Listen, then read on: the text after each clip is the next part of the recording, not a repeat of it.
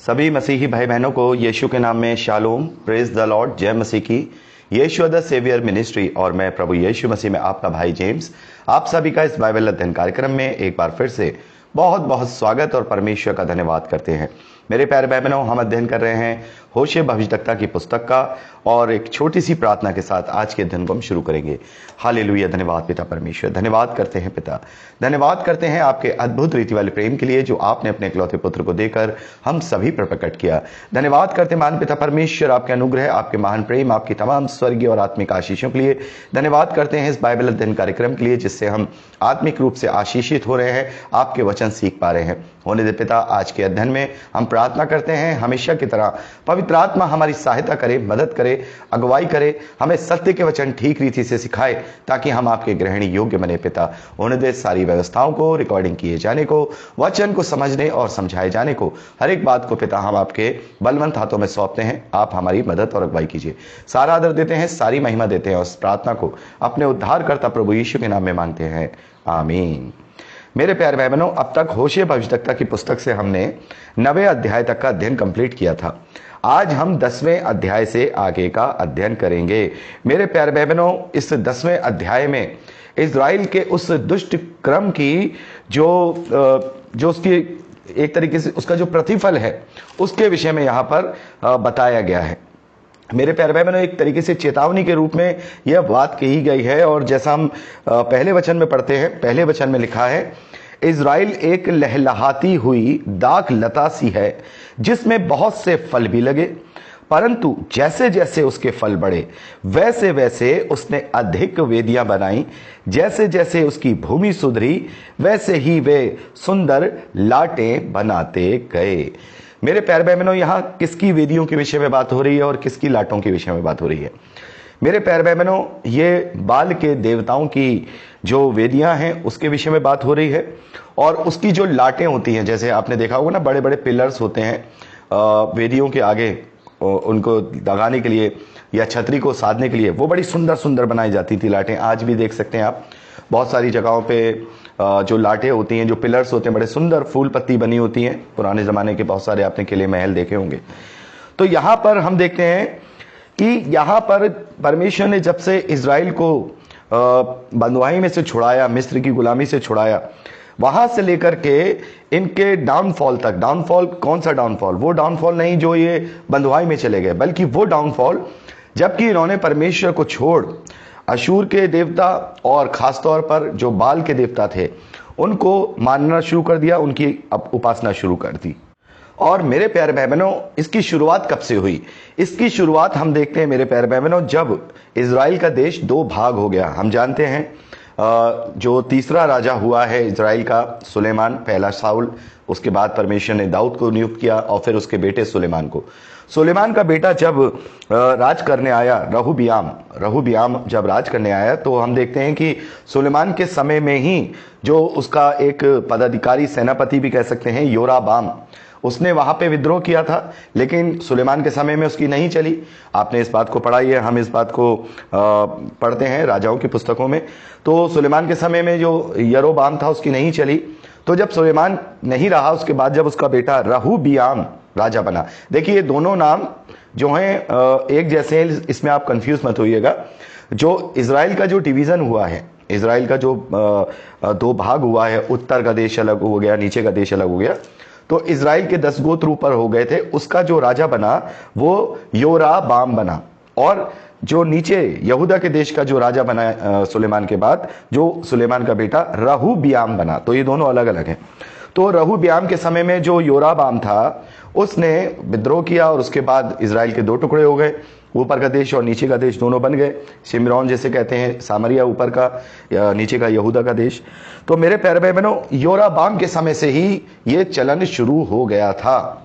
जो जिसे कह सकते हैं स्पिरिचुअल डाउनफॉल जो था वो योराबाम के दिनों से शुरू हुआ।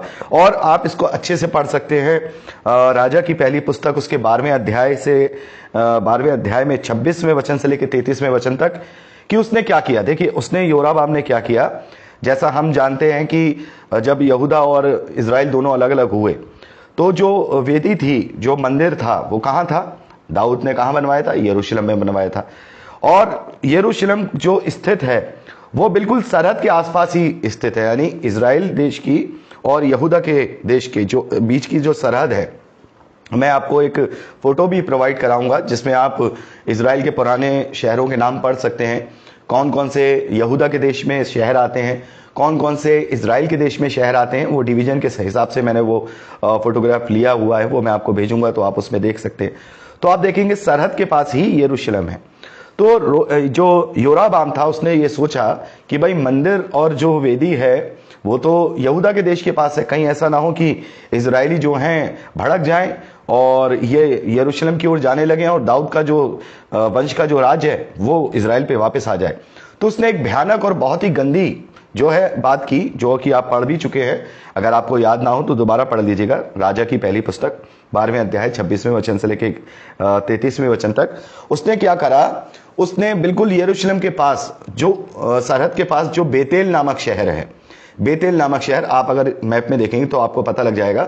बेतेल तो सामरिया अर्थात ऊपर के राज्य में है और यरूशलेम यहूदा अर्थात नीचे के राज्य में है, लेकिन दोनों आसपास ही हैं। वो भी सरहद के पास है, ये भी सरहद के पास है, ये यहूदा की सरहद के पास है, वो इजराइल की सरहद के पास है। बेतेल में उसने बहुत ऊंचे स्थान पर बाल के देवताओं की क्या करी, वेदी बनाई और लोगों से कहा कि भाई हम इजरायली लोग हैं और हमारा अलग देवता है। उसने वहां से ये लोगों के बीच में परमेश्वर के विरोध में बीज डाला और लोगों से कहा कि हमें यहूदा जाने की जरूरत नहीं है, हम यहीं पे अपना जो हमारे ईश्वर है, जो बाल का देवता है और ये है, हम यहीं पे बलि वगैरह चढ़ाई करेंगे। और वहां पर उसने अपनी तरफ से एक पर्व भी बनाना शुरू कर दिया। आप पढ़ चुके होंगे, पढ़ लीजिएगा वरना।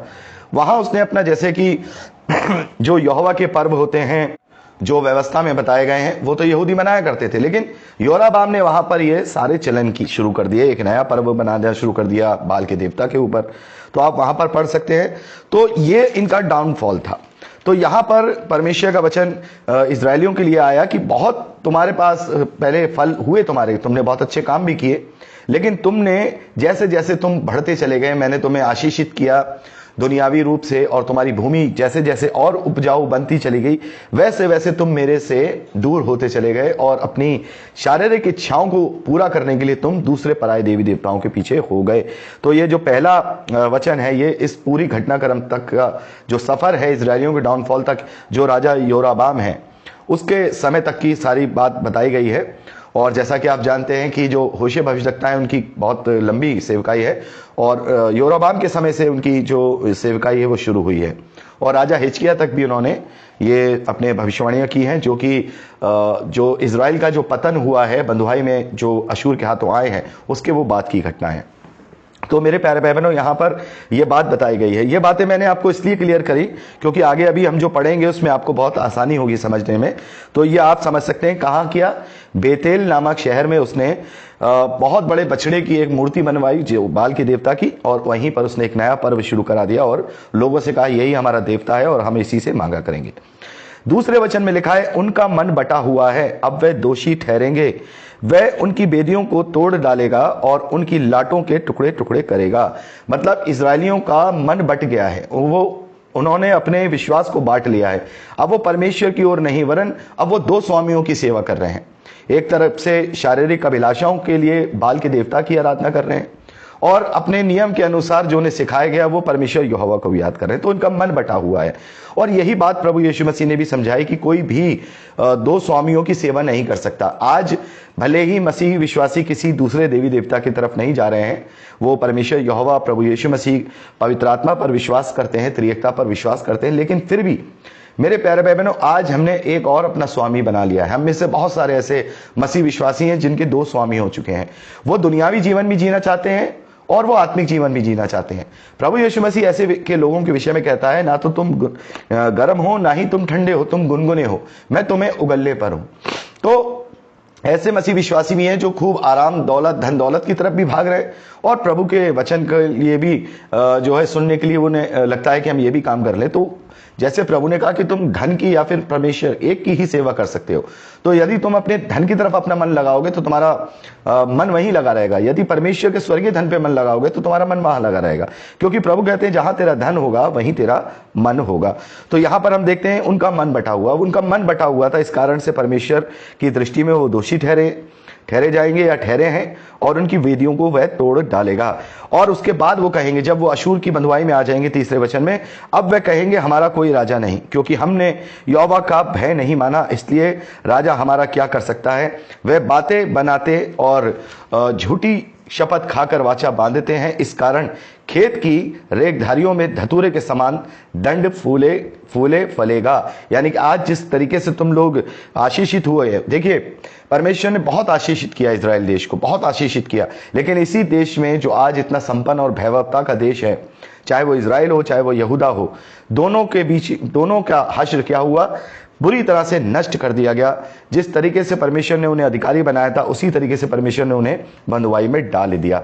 5वें वचन में लिखा है, सामरिया के निवासी बेतावन के बछड़े के लिए डरते रहेंगे और उसके लोग उसके लिए विलाप करेंगे, और उसके पुजारी जो उसके कारण मगन होते थे उसका प्रताप के लिए इस कारण विलाप करेंगे, क्योंकि उनमें से उठ गया है। तो बेतवेन के बछड़े का क्या मतलब है, अभी मैंने आपको पूरी फीडबैक दिया है, पूरी पृष्ठभूमि बताई आपको।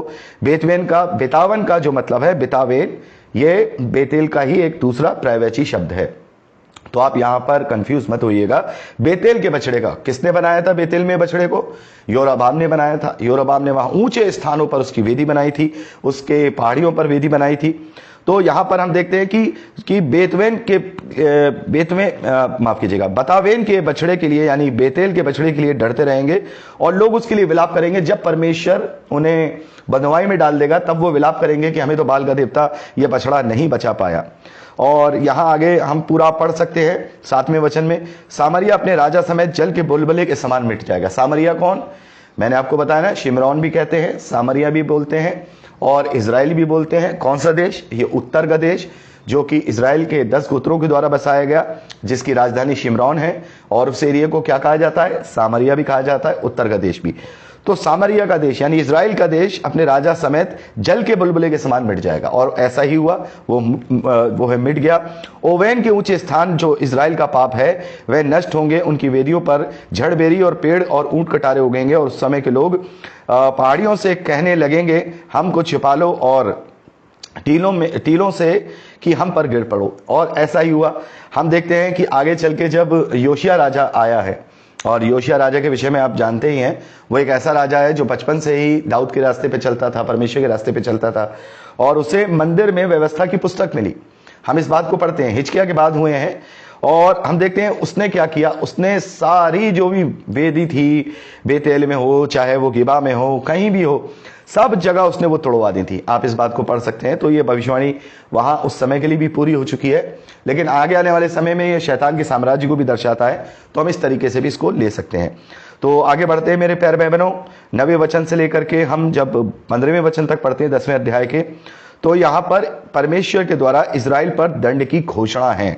अभी हमने देखा, एक और घोषणा हमने देखी थी 9वें अध्याय में, तो यहां 10वें अध्याय में भी जो है उसके दंड की घोषणा की गई है। यहां लिखा है 9वें वचन में, हे इजराइल तू गिबा के दिनों से पाप करता आया है, वह उसी में बने रहे, क्या वे गिबा में कुटिल मनुष्य के संग लड़ाई में ना फंसे।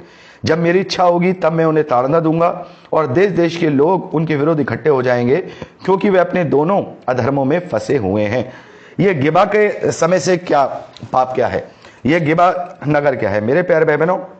गिबा वो शहर है जहां पर साउल का जन्म हुआ है, साउल का जन्म स्थान है। और गिबा शहर के विषय में अगर आप और अच्छे से विस्तार से पढ़ सकते हैं, जो कि एक भ्रष्ट पापी नगरी के विषय में जिसे हम देखते हैं न्यायों की पुस्तक, उसके 19वें अध्याय से लेकर 21वें अध्याय तक उनके पाप और उनकी सब बातों का वर्णन वहां दिया गया है। वो गिबा नगरी को ही कहा गया है, यानी यहां कहा गया तू तो उस समय से ही, मतलब न्यायों के समय से ही, जब राजा नियुक्त नहीं किए गए थे, तब से ही तुम लोगों ने परमेश्वर के विरोध में कार्य किया है, और अब मैं तुम्हें ताड़ना दूंगा और देश देश के लोग तुम्हारे विरुद्ध में खड़े होंगे। मेरे प्यारे भाई बहनों, यहां आगे 11वें वचन में लिखा है, एफ्रेम सीखी हुई बछिया है जो अन्य दावने से प्रसन्न होती है, परंतु मैंने उसकी सुंदर गर्दन पर जुआ रखा है, मैं एफ्रेम पर सवार चढ़ाऊंगा, यहूदा हल और याकूब हैंगा खींचेगा। इससे तो हमें पता लगता ही है कि परमेश्वर यहां पर उनको दंड देने की बात कर रहा है, लेकिन इस 11वें वचन का असल में अर्थ क्या है, मतलब क्या है, वो मैं आपको बताना चाहूंगा। और मैं चाहूंगा कि आप 11वें वचन से आगे का अध्ययन अगली रिकॉर्डिंग में करें। प्रभु आपको आशीष दे।